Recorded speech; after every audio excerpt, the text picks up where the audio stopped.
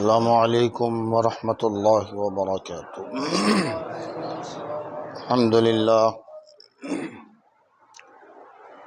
الحمد للہ الذی ابدع الافلاک والارضین، والصلاة والسلام علی سید الانبیاء والمرسلین، وعلی آلہ الطیبین الطاہرین، واصحابہ المطہرین، ومن اتبعهم اجمعین الی یوم الدین، اما بعد، فاعوذ باللہ من الشیطان الرجیم، بسم اللہ الرحمن الرحیم۔ اللہ ولی الذین آمنوا یخرجهم من الظلمات الی النور۔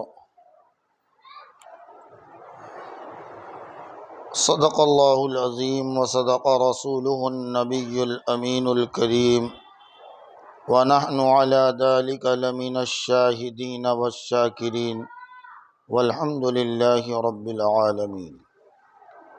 ان اللہ وملائکتہ یصلون علی النبی، یا ایہا الذین آمنوا صلوا علیہ وسلموا تسلیما۔ اللہم صل وسلم وبارک وزد علی سیدنا ومولانا محمد وعلی آل سیدنا ومولانا محمد وآلہ واصحابہ اجمعین۔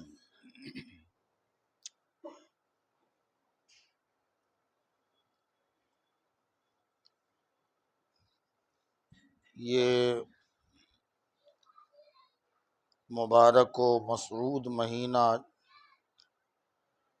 جس کی غالباً آج آخری یا کل آخری تاریخ ہوگی،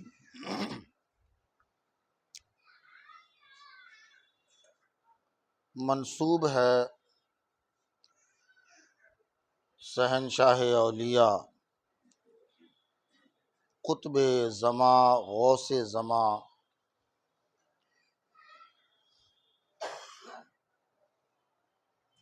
غوث الثقلین،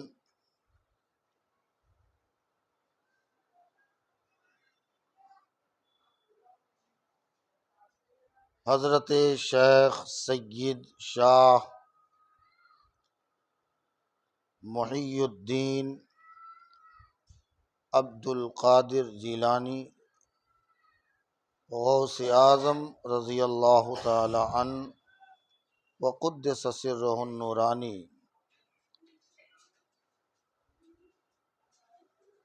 کی ذات بابرکات سے،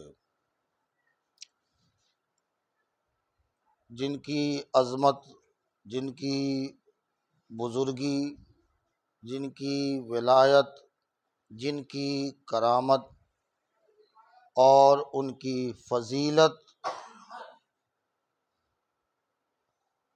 ہر عام و خاص پر آشکار ہے۔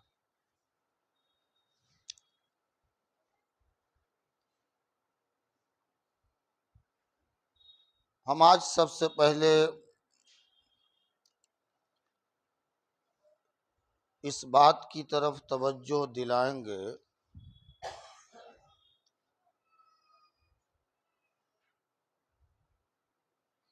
کہ ولی کا معنی اور ولی کسے کہتے ہیں،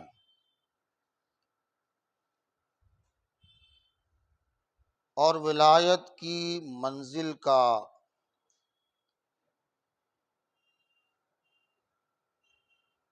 جو سب سے بڑا پاور ہاؤس ہے وہ کہاں ہے۔ اس میں جو پاور سپلائی ہوتی ہے، اس کا منبع، اس کا محور، اس کا مرکز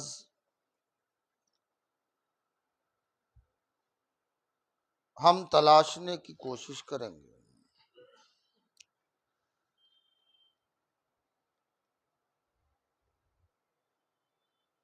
عربی زبان میں ولی کا معنی ہے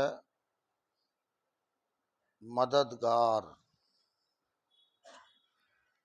ولی کا معنی ہے مددگار. ولی کا معنی ہے دوست.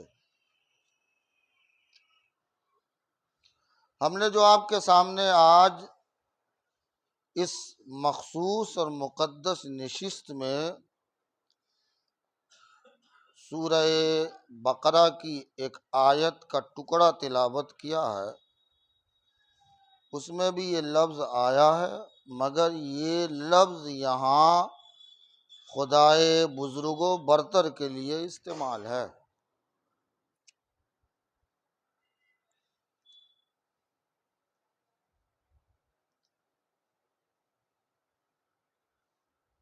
اللہ ولی الذین آمنوا یخرجہم من الظلمات الی النور. اللہ ایمان والوں کا ولی ہے. اللہ ایمان والوں کا ولی ہے. اب ہم نے آپ کو بتایا ولی کا کیا معنی ہے، بولیے. مددگار، دوست. اب یہ معنی آپ کر لیں. میں لفظ کا ہی معنی کرتا ہوں، اب آپ کریں گے. اللہ ایمان والوں کا ولی ہے. اب آپ کیجئے. اللہ ایمان والوں کا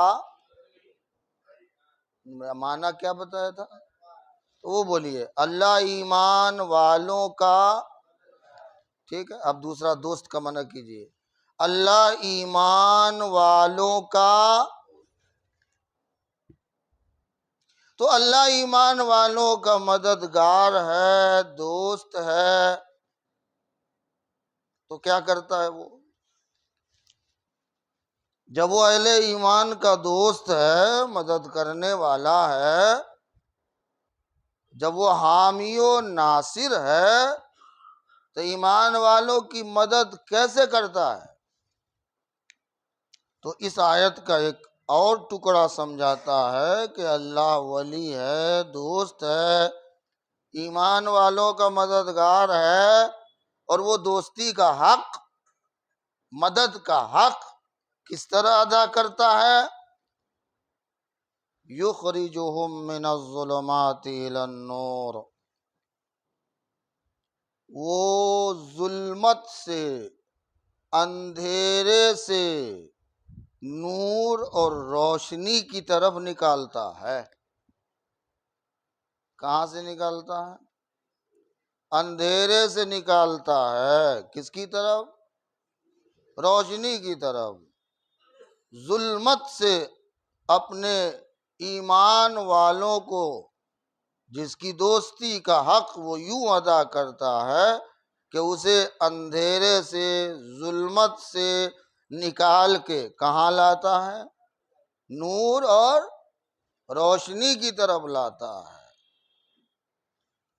اب یہ ظلمت اور اندھیرا اور نور، روشنی، اس کے کئی معنی آپ لے سکتے ہیں، کئی مفاہیم آپ کے ذہن و فکر میں، اور جتنے آئیں آپ سب لے لیں. اللہ مومنوں کا دوست ہے. وہ گمراہی سے نکال کر ہدایت کی طرف لاتا ہے. گمراہی کیا ہے؟ اندھیرا ہے. اور روشنی کیا ہے؟ ہدایت ہے. تو اللہ ہادی ہے، اللہ ہدایت دینے والا ہے. وہ دوستی کا حق یوں ادا کرتا ہے کہ وہ لوگوں کو گمراہی سے نکالتا ہے اور ہدایت کی طرف لاتا ہے. کفر کیا ہے؟ اندھیرا ہے، ظلمت کدا ہے. اسلام اور ایمان کیا ہے؟ نور اور روشنی ہے. اللہ اہل ایمان کا ولی ہے، دوست ہے، مددگار ہے، وہ کفر سے نکالتا ہے اور ایمان و اسلام کی طرف. چلیے اب ایک اور معنی کرتے ہیں جو شاید آج کی موضوع کے ریڑھ کا کام کرے اور آج کی موضوع کا جو مول ہے، جڑ ہے، شاید وہ روٹ کا کام کرے. یہ جہالت کیا؟ قل هل يستوي الذين يعلمون والذين لا يعلمون. جو جاہل ہیں اور جو عالم ہیں، اللہ نے کہا دونوں برابر نہیں ہو سکتے، کیونکہ جو علم سے بے بہرا ہے وہ اندھیرے میں ہے. کیا ہے؟ جہالت اندھیرا ہے، اور جہاں علم آ گیا اندھیرا کافور، روشنی روشنی آ گئی، نور ہی نور آ گیا. اب یہاں یہ معنی آپ کریں، یہاں پہلے میں آپ جہالت کا معنی کریں اور دوسرے میں کس کا معنی کریں؟ علم کا. پہلے میں اندھیرے سے مراد جہالت اور دوسرے میں نور سے مراد علم. اب معنی آپ کیجئے، اللہ مومنوں کا، پھر بھول گئے، بولیے، سب بولیے. اللہ مومنوں کا مددگار ہے، وہ نکالتا ہے کس سے؟ جہالت. بولیے اب. ہاں، وہ جہالت سے نکالتا ہے. بولیے کس کی طرف؟ علم کی. بولیے. ہاں، وہ جہالت سے نکال کے اہل ایمان کو کس کی طرف لاتا ہے؟ علم کی طرف لاتا ہے. ذہن نشی ہو گئی، آپ کے ذہن میں یہ بات آ گئی، بالکل ہٹ گئی ہے. بولیے. اللہ مومنوں کا مددگار ہے، اللہ مومنوں کا دوست ہے. تبھی تو دوستی کا حق ادا کرتا ہے کہ وہ جہالت سے نکالتا ہے اور ایمان والوں کو علم کی طرف لے جاتا ہے. جہالت سے نکالتا ہے. بندہ ابھی تک اللہ کے تعلق سے جاہل تھا، ابھی تک اسے پتہ نہیں تھا کہ معبود کیا ہے، اسے علم ہی نہیں تھا کہ کوئی معبود بھی ہے اور وہ تنہا ہے. انما الہکم الہ واحد. سنو، تمہارا معبود تو ایک ہی معبود ہے جو تنہا ہے، جو یگانہ ہے. لو کان فیہما آلہۃ الا اللہ لفسدتا. تم سمجھتے ہو کہ یہ دنیا اتنی بڑی ہے اور معبود ایک کیسے ہو سکتا ہے؟ ارے نادان، ذرا عقل لگا. اگر اس دنیا میں کئی معبود ہوتے تو بگاڑ ہو جاتا. ایک کہتا بارش ہونی ہے، دوسرا کہتا نہیں ابھی نہیں ہونے دیں گے.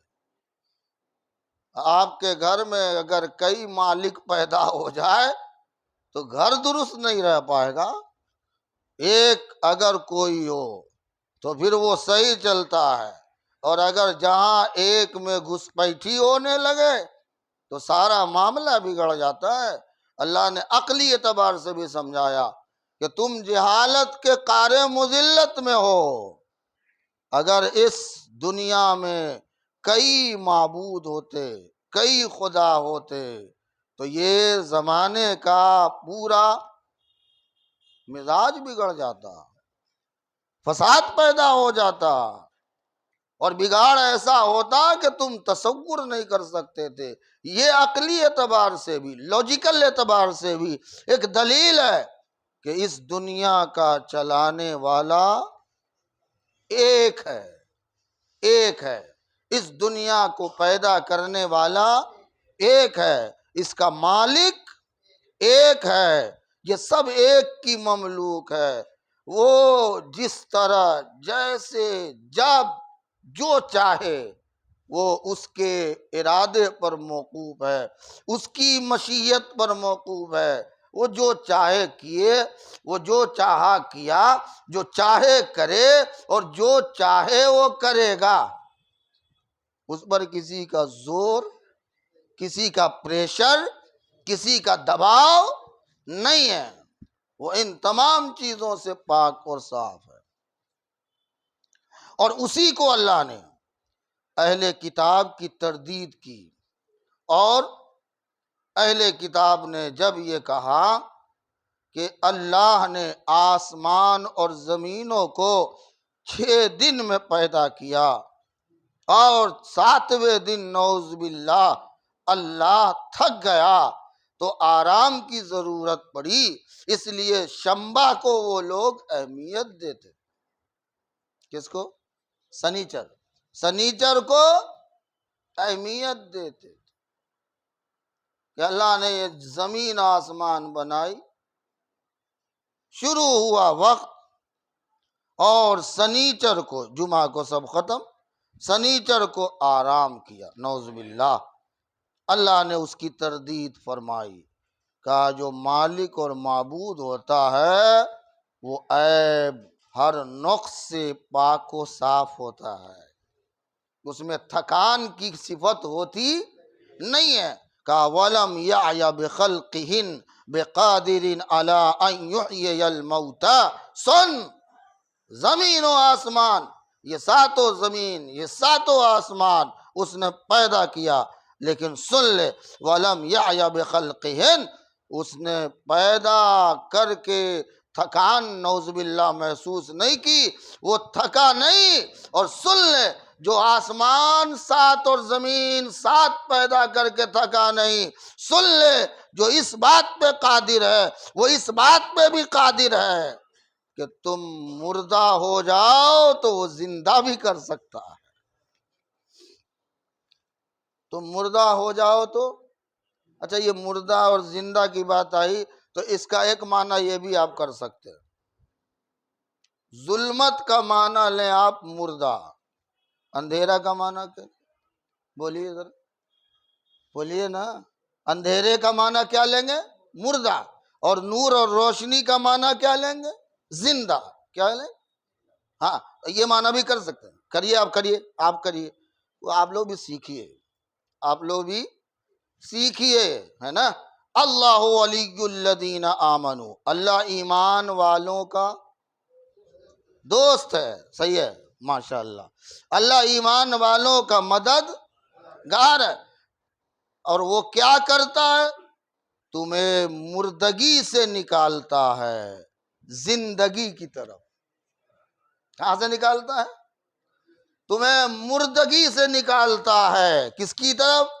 زندگی کی طرف۔ کفر کیا ہے؟ مردگی کا نام ہے۔ طغیانیت کیا ہے؟ سرکشی کیا ہے؟ مردگی کا نام ہے۔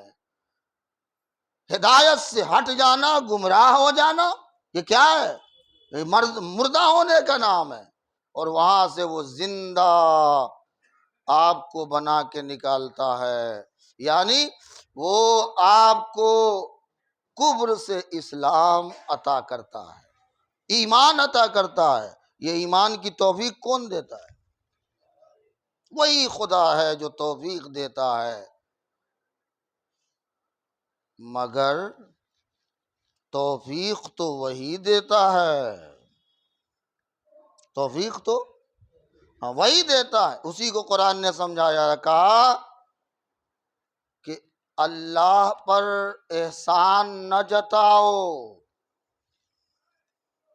اللہ پر احسان نہ جتاؤ، بل اللہ یمن علیکم ان ہداکم للایمان، تمہارا احسان خدا پہ نہیں ہے کہ تم مسلمان ہو گئے، جہالت سے نکل کے علم کی طرف آ گئے، ظلمت سے نکل کے نور کی طرف آ گئے، یہ تمہارا احسان نہیں ہے، بل اللہ یمن علیکم، یہ تم پر خدا کا احسان ہے کہ تمہیں اس نے ایمان اور ہدایت کی توفیق دی۔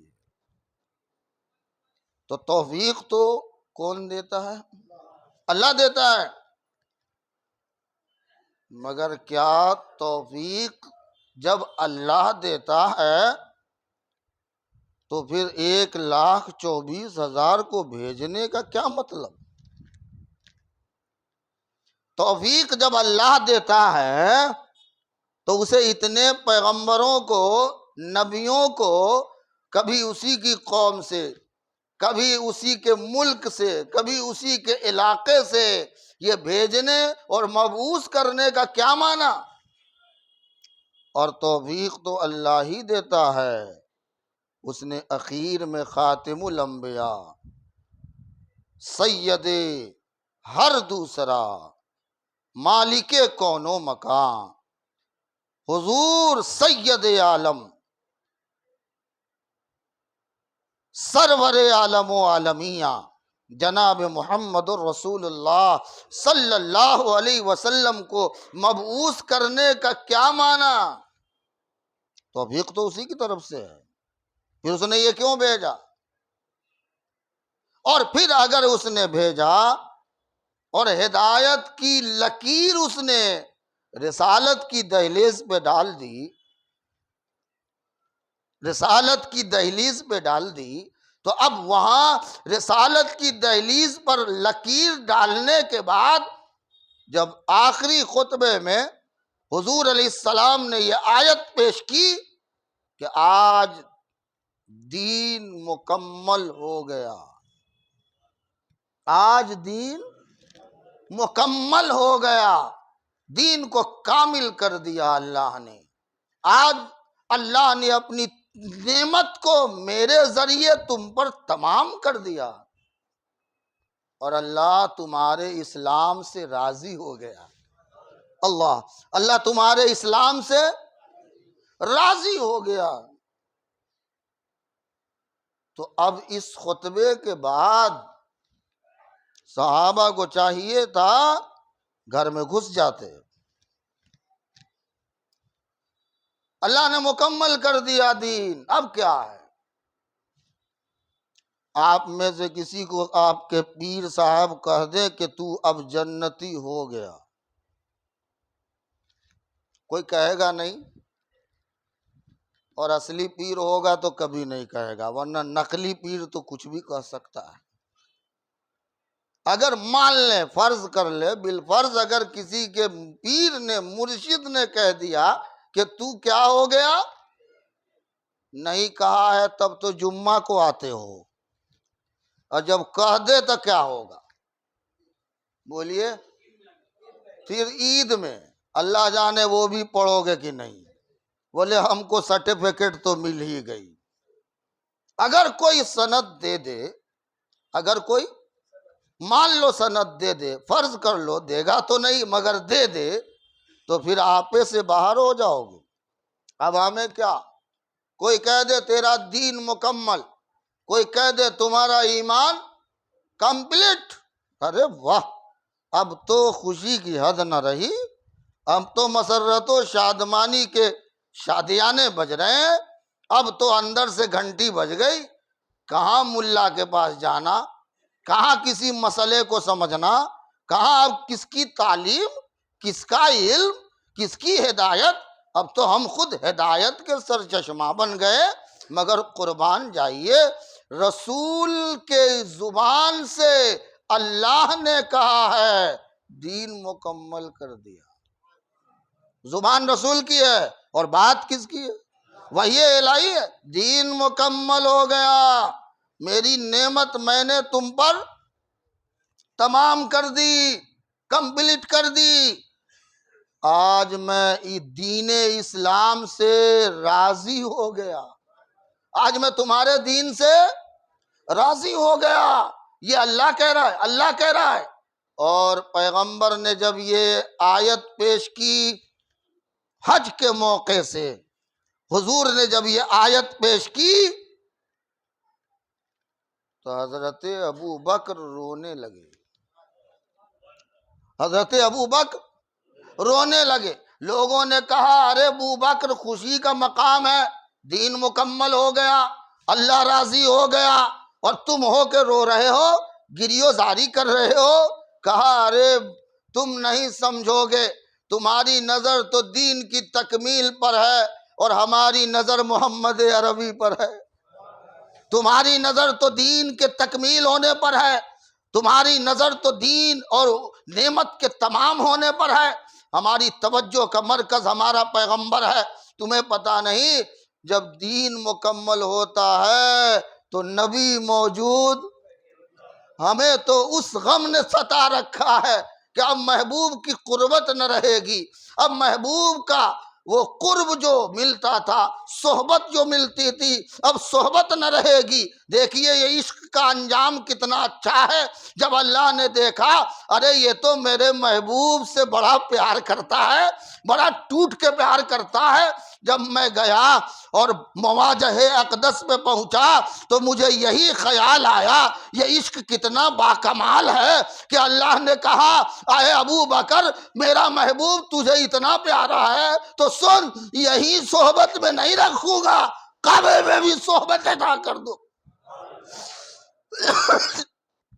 قبر میں بھی صحبت ادا کروں گا، اور ایسی صحبت دوں گا، ایسی صحبت دوں گا دنیا رشک کرے گی، دنیا رشک کرے گی. آپ کو معلوم ہے 70,000 فرشتے روزانہ عصر میں بارگاہ رسول پر حاضری دے کر سلامی پیش کرتے ہیں، اور وہ ڈیوٹی میں فجر تک رہتے ہیں. اب فجر میں پھر دوسرے 70,000 آتے ہیں، اب ان کی ڈیوٹی ختم، لائن میں لگ گئے، مگر لائن میں لگے ہوتے ہیں صبح قیامت تک پھر انہیں موقع نہیں ملتا. اب آپ ذرا توجہ رکھیں کہ جو سلامی پیش کرنے بارگاہ رسول میں فرشتے حاضر ہو رہے ہیں، کیا وہ ابو بکر پر سلامی نہ پیش کرتے ہوں گے؟ کیا وہ اللہ کی رحمت ابو بکر و عمر پر نہ پیش کر رہے ہوں گے؟ آپ حاضر ہوتے ہیں، سب سے پہلے مواجہ اقدس آتا ہے، آپ کہتے ہیں الصلاۃ والسلام علیک یا. ہاں اچھا ایک بات اور بتا دوں، یہ جھگڑے یہاں کے ہیں،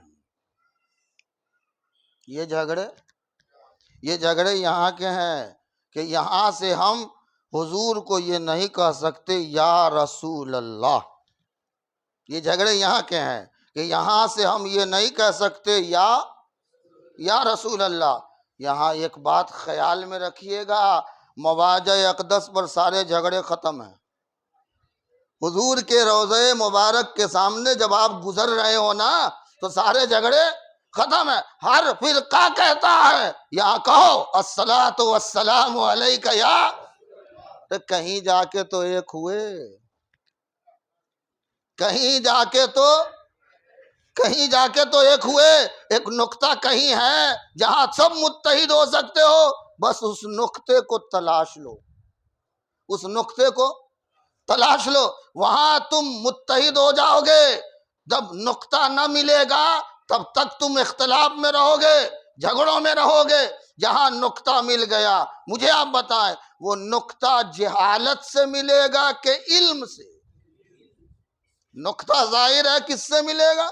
علم سے. اب ذرا وہی بات میں جہاں جا رہا تھا اور آپ کو لے جا رہا تھا وہیں آ جائیے. حدیث پاک میں ہے، پیغمبر نے ارشاد فرمایا واللہ یؤتی وانا قاسم.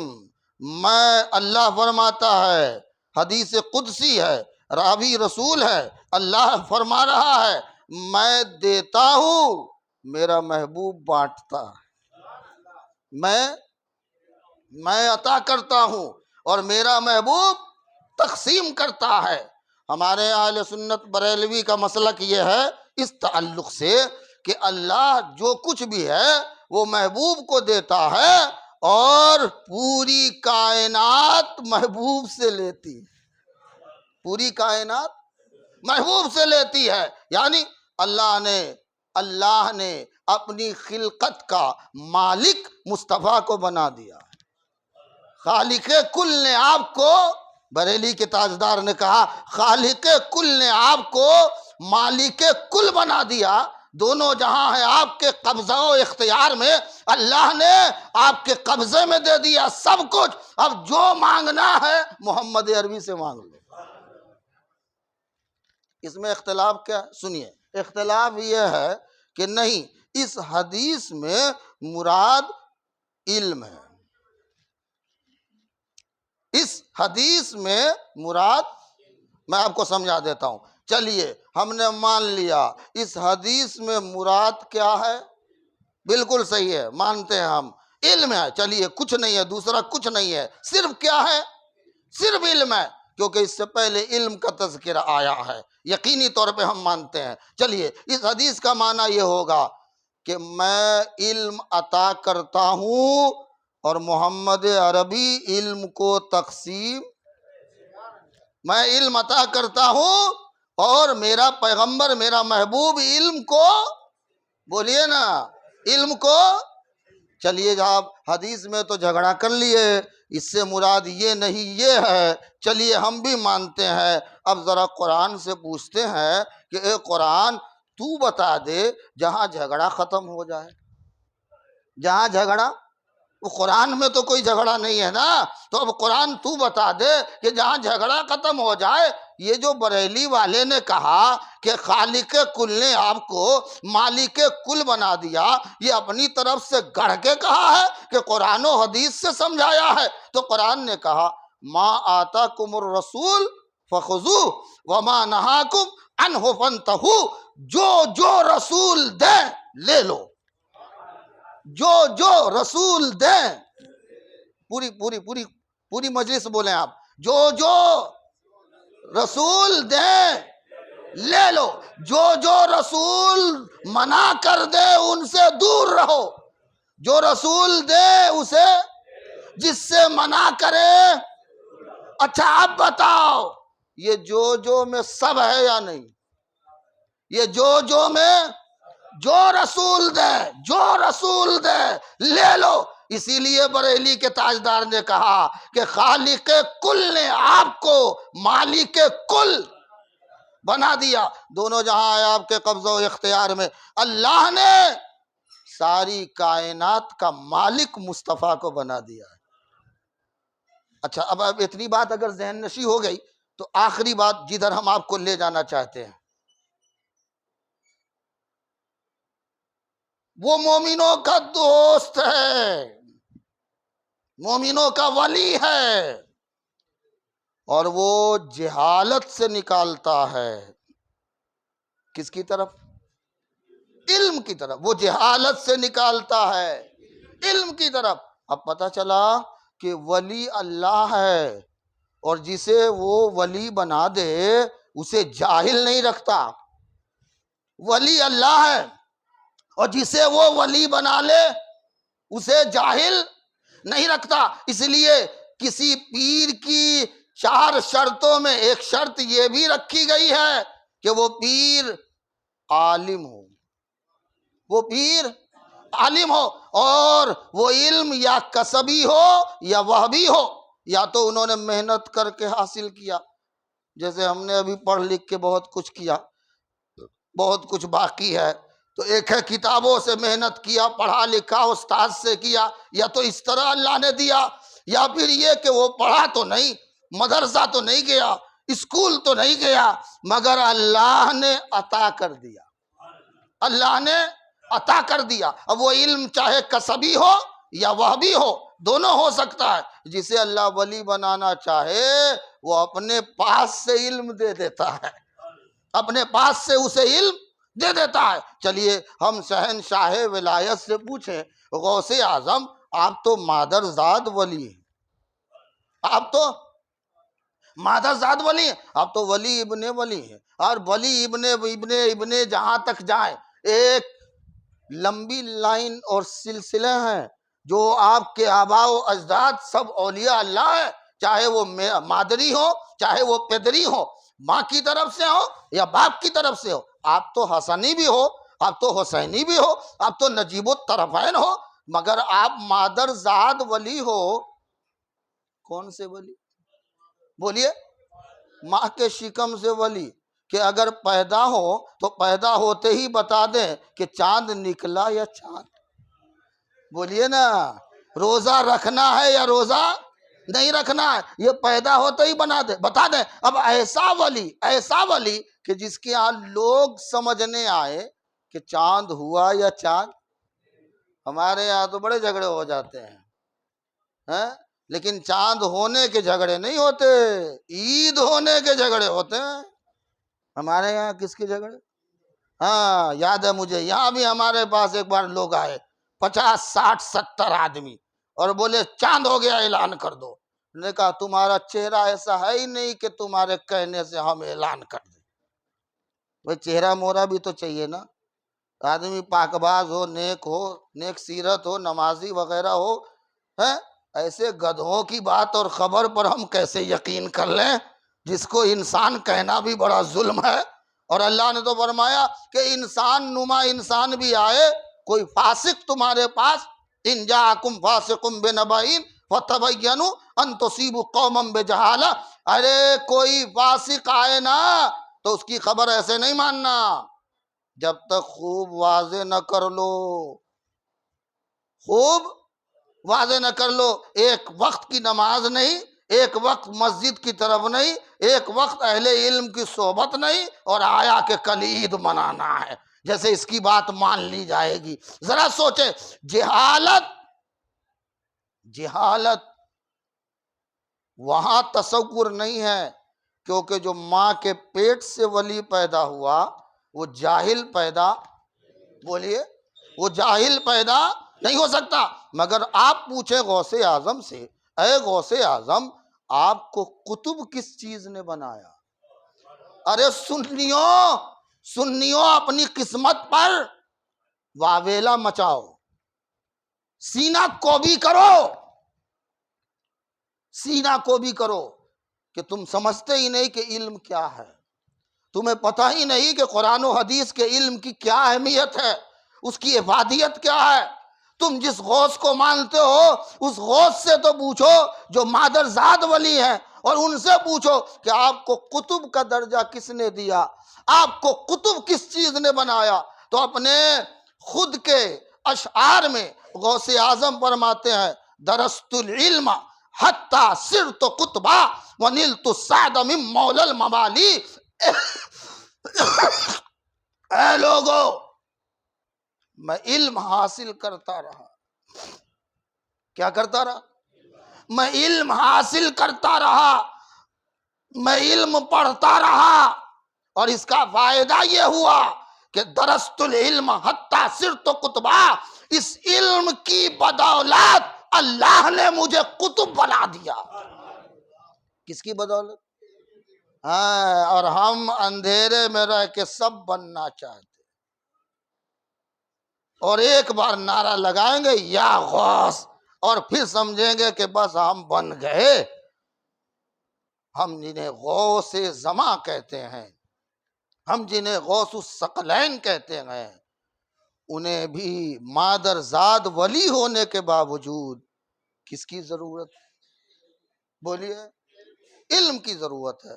میں اس کوشش میں لگا ہوں، اور 4-5 سال سے آپ کے اس علاقے میں ایک محنت کر رہا تھا، اور اس کی وجہ تھی کہ آپ بھی کچھ سیکھیں، علم حاصل کریں۔ ہم نے درس قرآن رکھا، درس حدیث رکھا، مشکل سے 4 آدمی بیٹھتے، کبھی وہ 4 بھی نہیں ہوتے، 2-4 آدمی شاید بیٹھتے ہیں، اور آپ نے وہاں بھی اس کی طرف توجہ نہیں دی۔ ہم نے ایک دوسرا بھی عمل رکھا ہے، انشاءاللہ وقت آنے پر ہم اس کا بھی بہت بڑا اعلان جو ہم نے پہلے آپ سے کہا تھا انشاءاللہ کریں گے، اور اس کے لیے ایک بہت بڑا اجلاس ہمیں رکھنا ہے، انشاءاللہ وہ بھی ہوگا۔ پہلے ہم تمام علماء اور ائمہ کو بلا لیں، ایک میٹنگ اور مشورہ کر لیں، انشاءاللہ آپ کے علاقے میں دارالافتاء اور قضا نہیں ہے۔ ہمارے ہاں لوگوں کو فتویٰ لینا ہو، کوئی شرعی فیصلہ سمجھنا ہو تو لکھنے کے لیے، مہر کے لیے سب کو دور جانا پڑتا ہے۔ مشرقی احمد آباد میں کسی فرقے کی طرف سے بھی شاید اس کا انتظام نہیں ہے۔ انشاءاللہ ہم نے ایک قدم اٹھایا ہے، اب اس قدم میں آپ سب کے تعاون کی ضرورت ہے۔ آج غوث اعظم کا مہینے کا شاید آخری دن ہے، آخری تاریخ ہے۔ ہم آپ کو اس لیے بتا دے رہے ہیں کہ آپ بھی دعا کریں کہ اللہ تعالیٰ اس میں کامیابی دے، آمین۔ اور اس میں آپ تعاون بھی کریں۔ کیا کریں؟ پیسہ نہیں مانگوں گا۔ جہاں تعاون لفظ آئے نا، ہماری قوم سمجھتی ہے کہ مولوی صاحب کو اب دینا پڑے گا۔ تعاون کی ضرورت آپ کی نہیں، انشاءاللہ وہ سب ہو جائے گا۔ یہ کتابوں کی ضرورت تھی، ہمارے بھائی میں بھی حصہ لیا تھا، ہمارے سید صاحب اور بھی کئی لوگ، لیکن ضرورت تھی جتنی اتنی نہیں ہوئی، لیکن رستہ بنا، اللہ نے بنایا۔ لائے کہ نہیں لائے؟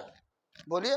ابھی اور بھی لانا انشاءاللہ، 1 سے 1.25 لاکھ روپے کی اور کتابیں آئیں گی، لیکن ہم آپ کو اب پریشان نہیں کریں گے انشاءاللہ۔ ہم نے رستہ سوچ رکھا ہے، سب کر لیں گے، لیکن ابھی آپ کو تعاون کرنی ہے۔ تعاون کیسی کرنی ہے؟ کہ آپ کو کوٹ کا چکر چھوڑنا ہے۔ 2 منٹ آپ کا خراب کر رہا ہوں تو معافی کے چاہے۔ آپ کو کوٹ کا چکر چھوڑنا ہے، چاہے آپ کی بہو کا مسئلہ ہو کہ آپ کی بیٹی کا مسئلہ ہو۔ سمجھ رہے ہیں میری بات؟ آپ کو کوٹ کا چکر چھوڑنا ہے، نہیں تو دارالفتہ اور قضا کا کوئی مطلب نہیں ہے۔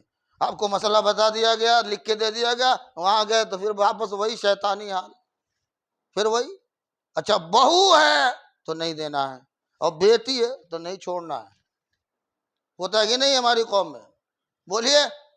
اسلام میں جب طلاق ہو گئی، عدت پوری ہو گئی، تو لینا ہو یا دینا دونوں جائز نہیں ہے، حرام۔ لینا بھی نہیں، اور یہ عدت تک کا مسئلہ ہے، عدت تک کا مسئلہ ہے۔ اولاً تو طلاق سے بچیں جہاں تک ہو بچیں۔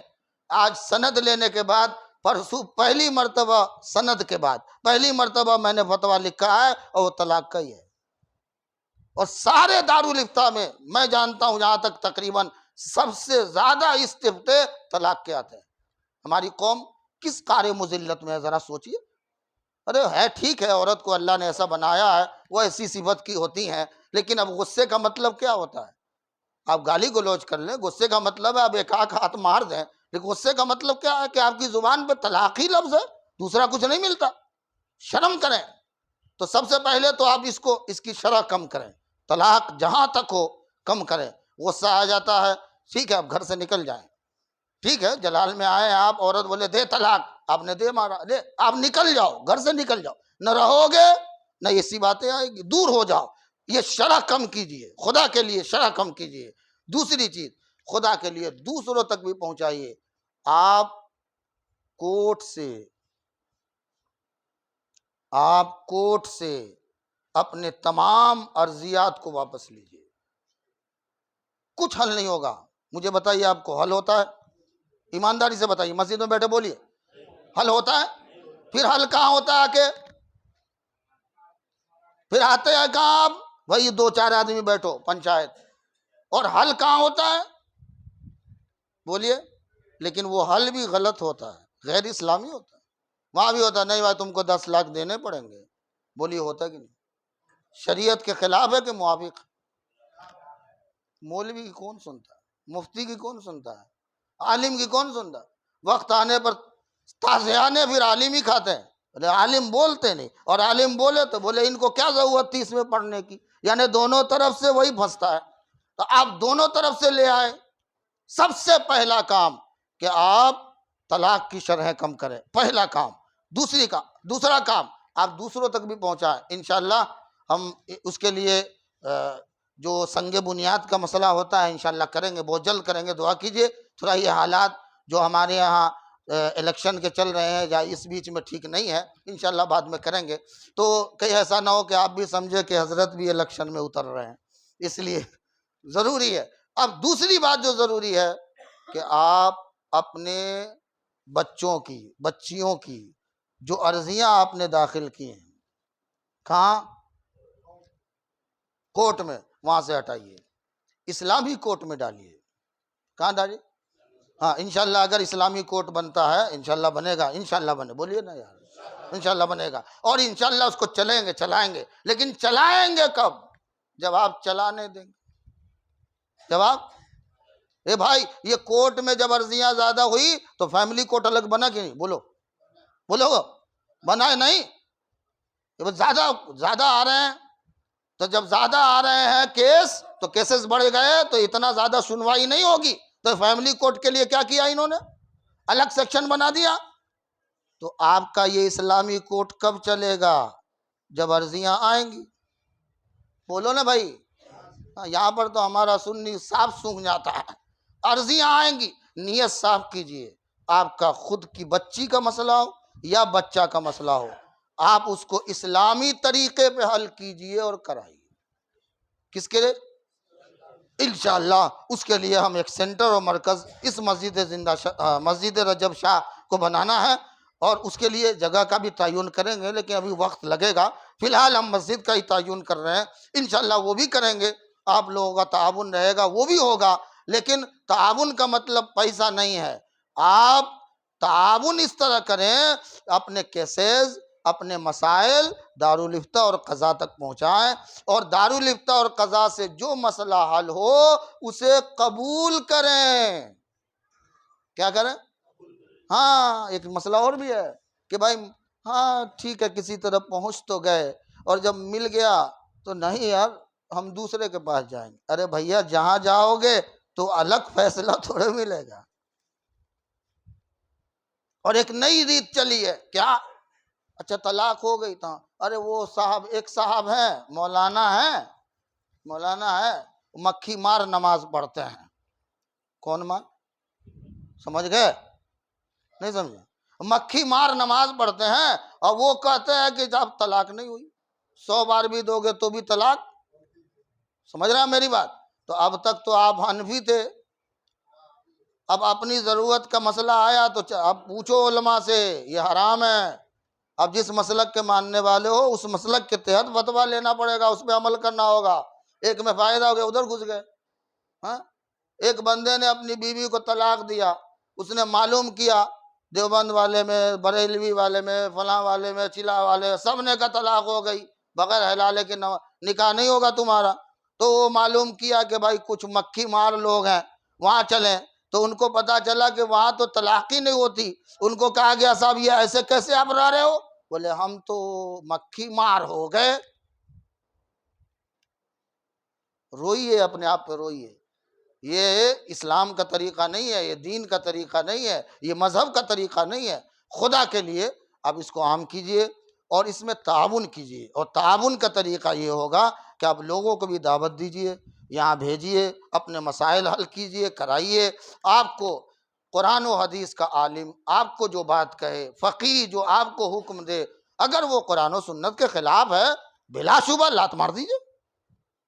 اگر وہ قرآن و سنت کے خلاف ہے تو بلا شبہ آپ لات مار دیجئے، جائز نہیں ہے۔ لیکن اگر وہ قرآن و سنت کے موافق ہے، آپ کے مذہب کے موافق ہے، تو پھر آپ کو آنکھ بند کر کے اس پر عمل کرنا ہے، یہ یاد رکھیے۔ تو اس کو حل کیجئے، حل کرائیے، اللہ سے دعا کیجئے اللہ ہم سب کو صراط مستقیم پر گامزن رکھے، آمین بجائے